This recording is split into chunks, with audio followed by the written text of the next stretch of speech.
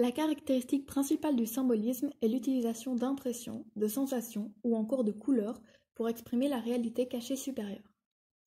Les sens sont donc beaucoup utilisés. On joue sur l'ouïe, le goût, le toucher, la vue et l'odorat. Le but est de raisonner l'univers à travers des images et symboles sensoriels ou spirituels pour comprendre le sens caché du monde. Les symbolistes pensent qu'il y a un monde caché derrière la réalité sensorielle visible de tous. Ils ont pour but de déchiffrer cet univers.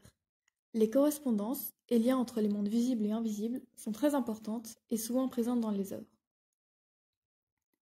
On met en avant des états psychiques intermédiaires comme les rêves. On parle fréquemment de mythes, légendes, hallucinations et en général d'irréel. C'est un mouvement axé sur notre imaginaire au contraire du réalisme. Certaines représentations peuvent alors être subjectives ou mystérieuses. Au niveau syntaxique, le vers libre et impair est préféré à la métrique régulière et au rythme. Le langage est nouveau et fluide. Les rythmes et sonorités sont très importants. Un nombre élevé d'assonances et d'allitérations crée des poèmes complexes au niveau des sonorités. Les figures de style sont aussi fort utilisées. Les principales pour ce courant sont l'anacoluche, la synérèse et l'allégorie. Le symbolisme est nostalgique, exprimant des sujets médiévaux et antiques, ou encore l'âge d'or perdu. Cet art est très subjectif.